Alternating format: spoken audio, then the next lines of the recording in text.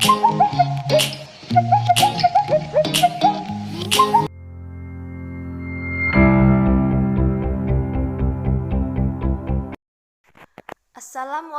warahmatullahi wabarakatuh.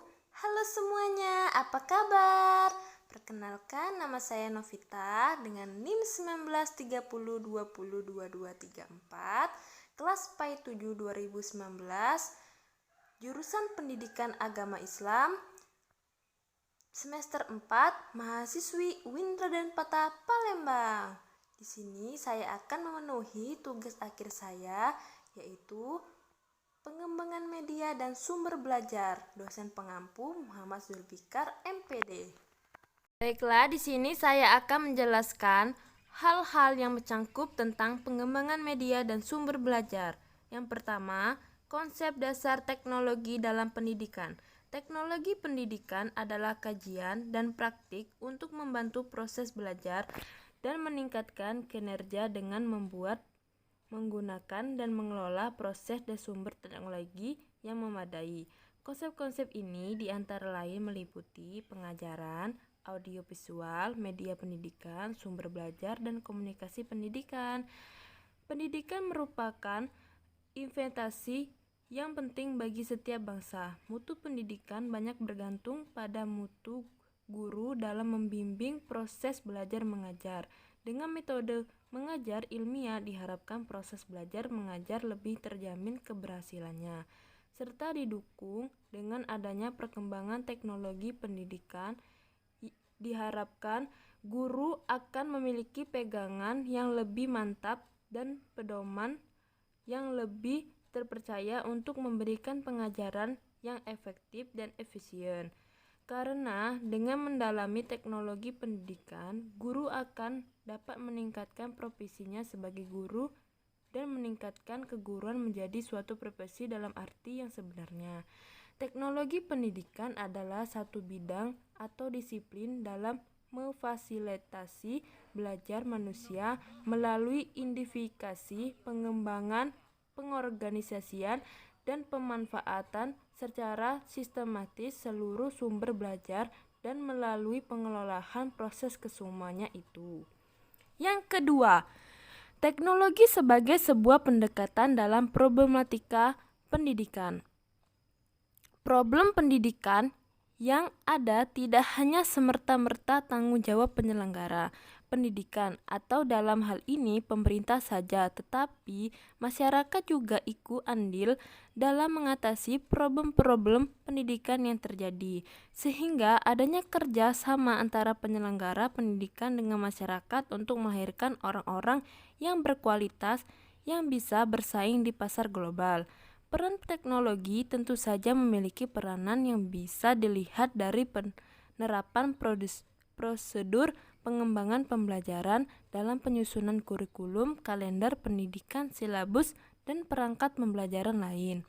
Yang ketiga, teknologi informasi dan komunikasi dalam pendidikan.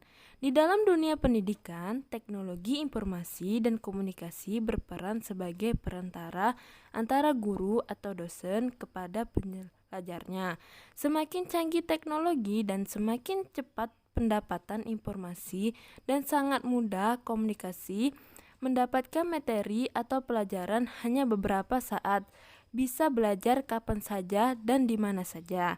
Tentu ini menjadi pengaruh yang baik bagi pelajar di Indonesia. Saat ini teknologi yang sudah banyak digunakan dalam dunia pendidikan adalah teknologi informasi. Adanya informasi yang digunakan untuk media pembelajaran dapat berdampak positif bagi para siswa, yaitu mereka bisa lebih mudah dalam mencari informasi yang diperlukan selama proses pembelajaran. Yang keempat, media pendidikan dalam proses pembelajaran. Media pendidikan atau pembelajaran adalah suatu benda yang dapat diindrai khususnya penglihatan dan pendengaran, baik yang terdapat di dalam maupun di luar kelas, yang digunakan sebagai alat bantu, penghubung, atau media komunikasi. Dalam proses interaksi, belajar mengajar untuk meningkatkan efektivitas hasil belajar siswa. Dalam proses pembelajaran, media memiliki fungsi sebagai pembawa informasi dari sumber atau guru menuju penerima atau siswa. Penggunaan sebuah media dalam pembelajaran pasti bukan asal-asalan, namun memiliki hal-hal tertentu yang ingin dicapai. Media berfungsi secara khusus untuk membantu seorang guru atau sumber penyalur pesan guna mencapai target-target tertentu. Dalam sebuah pembelajaran, pada mulanya media hanya berfungsi sebagai alat visual. Dalam kegiatan belajar mengajar, yaitu hanya sekedar sebuah saran yang dapat memberikan pengalaman visual kepada anak didik agar dapat menerima dengan jelas sesuatu yang disampaikan oleh gurunya. Kemudian, seiring dengan masuknya pengaruh teknologi audio pada pertengahan abad ke-20, lahirlah alat bantu audiovisual. Alat bantu ini menekankan pada aspek penggunaan pengalaman yang konkret untuk menghindarkan adanya verbalisme. Yang kelima, kriteria penggunaan media pendidikan. Dalam menggunakan media pembelajaran, guru tidak serta-merta menggunakannya.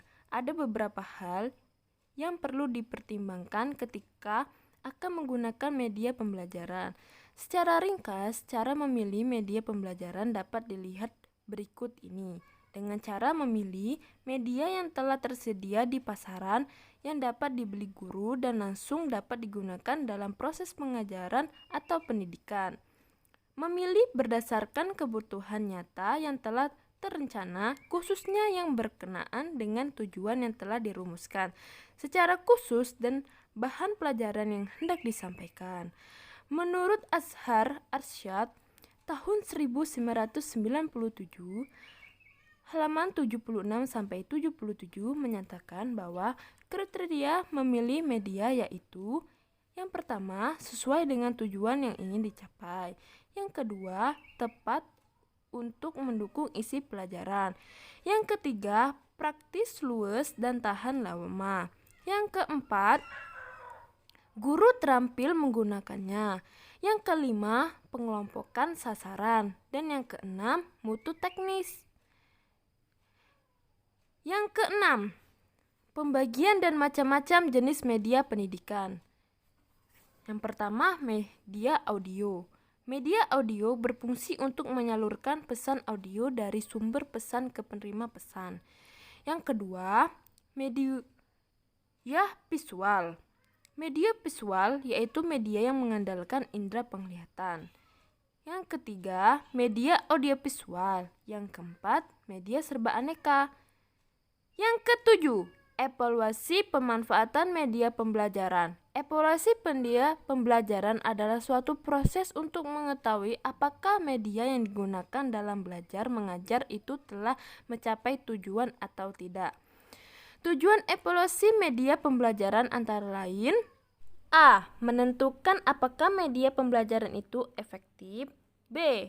Menentukan apakah media itu dapat diperbaiki atau ditingkatkan. C. Menetapkan apakah media itu cost efektif dilihat dari hasil belajar siswa. Yang D. Memilih media pembelajaran yang sesuai untuk dipergunakan dalam proses pembelajaran. Yang E. Menentukan apakah isi pelajaran sudah tepat disajikan dengan media itu. Yang F. Menilai kemampuan guru menggunakan media pembelajaran. Yang G. Mengetahui apakah media pembelajaran tersebut benar-benar memberi sumbangan terhadap hasil belajar seperti yang dinyatakan. Yang H. Mengetahui sikap siswa terhadap media pembelajaran. Yang kedelapan, keefektifan media pembelajaran dalam proses belajar. Penggunaan media dalam proses pembelajaran tentu menopang efektivitas belajar, yaitu terjadi proses perubahan kecakapan dalam diri peserta didik dalam 3 kecakapan, yaitu kecakapan kognitif, efektif, dan psikomotorik.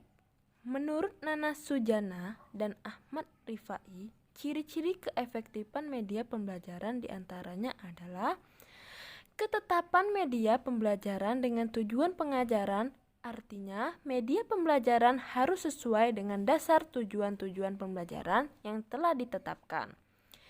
Dukungan media pembelajaran terhadap isi bahan pelajaran, artinya media dapat mendukung dan membantu bahan pelajaran yang sifatnya fakta, prinsip, konsep, dan generalisasi agar lebih mudah dipahami siswa.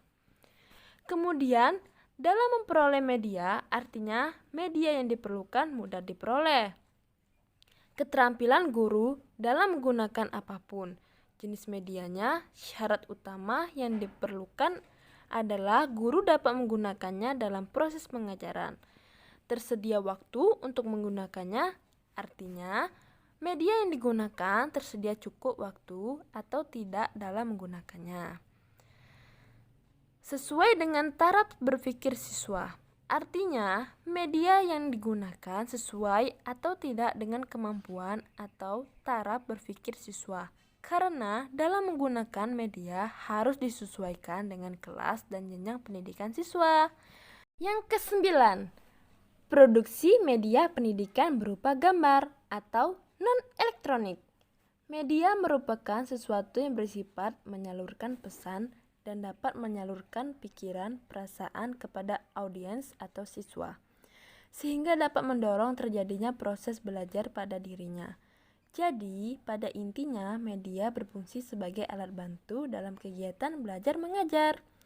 Produksi media merupakan segala upaya yang dilakukan untuk menciptakan dan mengelola atau produksi media benda visual maupun non-visual dengan cara mempergunakan segala sumber daya, tenaga, pikiran, dan dana. Produksi media pendidikan berupa gambar yakni upaya yang dilakukan untuk membuat media atau alat bantu berupa gambar. Media gambar termasuk media visual yang berfungsi untuk menyalurkan pesan dari sumber ke penerima pesan, di mana pesan dituangkan melalui lambang atau simbol komunikasi visual. Menurut Arif S. Sadiman, tahun 1986, simbol-simbol tersebut harus dipahami benar. Artinya, agar proses penyampaian pesan dapat berhasil dan efisien, selain fungsi umum tersebut secara khusus, gambar berfungsi pula untuk menarik perhatian, memperjelas sajian ide, mengilustrasikan atau menghiasi fakta yang mungkin akan cepat dilupakan atau diabaikan bila tidak digambarkan. Media gambar mempunyai jenis yang bermacam-macam. Beberapa di antaranya adalah media bagan, grafik, diagram, poster, karikatur, dan kartun. Media gambar atau foto, media gambar sederhana dengan garis lingkaran, dan media komik. Dan yang ke-10, produksi media pendidikan yang bersifat elektronik. Beberapa media elektronik yang digunakan dalam pembelajaran saat ini antaranya adalah media radio, komputer, OHP, dan multimedia proyektor. Media elektronik merupakan salah satu media yang digunakan dalam proses pembelajaran yang dapat mempermudah guru dalam mengajar dan mempermudah siswa untuk memahami isi pelajaran. Media pembelajaran yang bersifat elektronik yang biasa digunakan dalam proses pembelajaran diantaranya radio dan HP, komputer, dan OHP. Yang ke-11, pengembangan media pembelajaran berbasis audio. Media audio adalah media yang mengandung pesan hanya dalam bentuk auditif atau hanya dapat didengar, yang dapat merangsang pikiran, perasaan, perhatian, dan kemauan pendengar untuk mempelajari isi tema. Terdapat beberapa pertimbangan yang harus diperhatikan oleh guru apabila akan menggunakan media audio bagi peserta didik, yaitu sesuaikan kemampuan anak. Media ini hanya mampu melayani dengan baik bagi pendengar yang sudah memiliki kemampuan berpikir abstrak, maka jika pengguna audio diharapkan dapat dimodifikasi sesuai kemampuannya menangkap. Teknik yang sesuai, media ini membutuhkan pemutusan perhatian yang lebih tinggi. Maka jika digunakan pada audio diperlukan teknik-teknik tertentu. Tambah visual, karena sifatnya auditif, jika ingin mendengar hasil yang lebih diperlukan pengalaman-pengalaman yang bersifat visual. Ada beberapa manfaat yang akan diperoleh jika pendidik memanfaatkan media audio ataupun radio sebagai media pembelajaran. Tugas pendidik akan lebih ringan jika dibandingkan dengan tanpa menggunakan media audio. Menurut Nana Sujana dan Ahmad Rifai tahun 2005, halaman 129, pemanfaatan bahan ajar audio dalam kegiatan pembelajaran terutama digunakan dalam yang pertama, pengajaran musik literari atau pembacaan sajak dalam kegiatan di komunikasi. Yang kedua, pengajaran berbahasa asing baik secara audio ataupun audiovisual. Media audio sangat cocok untuk menyampaikan materi-materi pembelajaran yang erat kaitannya dengan masalah cerita dan bunyi. Selain itu, media ini juga sangat cocok untuk mengembangkan daya imajinasi peserta didik. Yang ke-12, pengembangan media pembelajaran berbasis audiovisual. Media audiovisual adalah media penyaluran pesan dengan memanfaatkan indera pendengaran dan penglihatan. Biasa disebut media pandang dengar. Dengan media pembelajaran berbasis audiovisual ini menyajikan isi tema lebih lengkap dan optimal. Jenis media audiovisual yang akan kita kembangkan adalah video. Video adalah seperangkat komponen atau media yang mampu menampilkan gambar sekaligus suara dalam waktu yang bersamaan. Ada beberapa manfaat menggunakan media berbasis visual, yaitu yang pertama, film dan video dapat melengkapi pengalaman-pengalaman dasar dari siswa ketika mereka membaca, berdiskusi, praktik, dan lain-lain. Film merupakan pengganti alam sekitar dan bahkan dapat menunjukkan objek yang secara normal tidak dapat dilihat seperti cara kerja jantung ketika berdenyut. Yang kedua, film dan video dapat menggambarkan suatu proses secara tepat yang dapat disaksikan secara berulang-ulang jika dipandang perlu. Yang ketiga, di samping mendorong dan meningkatkan motivasi, film dan video menanamkan sikap dan segi-segi efektif lainnya. Yang keempat, film dan video yang mengandung nilai-nilai positif dapat mengundang pemikiran dan pembahasan dalam kelompok siswa. Yang kelima, film dan video dapat menyajikan peristiwa yang berbahaya bila dilihat secara langsung. Yang keenam, film dan video dapat ditunjukkan kepada kelompok besar atau kecil, kelompok yang berheterogen maupun perorangan. Yang ketujuh, dengan kemampuan dan teknik pengambilan gambar frame demi frame, film yang dapat kecepatan normal memakan waktu 1 minggu dapat ditampilkan 1 atau 2 menit. Media pembelajaran audiovisual memiliki langkah-langkah dalam penggunaannya, seperti halnya media pembelajaran lainnya. Langkah-langkah pembelajaran menggunakan media audiovisual adalah sebagai berikut. Yang pertama, persiapan. Kegiatan yang dilakukan oleh guru pada saat persiapan yaitu membuat rencana pelaksanaan pembelajaran, mempelajari buku petunjuk penggunaan media, menyiapkan dan mengatur peralatan media yang digunakan. Selanjutnya, pelaksanaan penyajian. Pada saat melakukan pembelajaran menggunakan media audiovisual, guru perlu mempertimbangkan seperti memastikan media dan semua peralatan telah lengkap dan siap digunakan, menjelaskan tujuan yang akan dicapai, menjelaskan materi pelajaran kepada siswa selama proses pembelajaran berlangsung, menghindari kejadian-kejadian yang dapat mengganggu konsentrasi siswa. Selanjutnya, tindak lanjut. Aktivitas ini dilakukan untuk memantapkan pemahaman siswa tentang materi yang telah disampaikan menggunakan media audiovisual. Di samping itu, aktivitas ini bertujuan untuk mengukur efektivitas pembelajaran yang telah dilaksanakan. Kegiatan yang bisa dilakukan diantaranya diskusi, observasi, eksperimen, latihan, dan teks adaptasi. Oke, mungkin itu saja yang dapat saya sampaikan. Apabila ada kata salah, saya memohon maaf. Kepada Allah, mari sama-sama kita memohon ampun. Dan saya akan memberikan kesan dan pesan kepada Bapak Zulfikar selama pembelajaran daring pada semester 4 ini. Kesannya selama belajar dengan Bapak cukup menarik dan unik. Alhamdulillah saya mendapatkan ilmu yang bermanfaat. Terima kasih Bapak.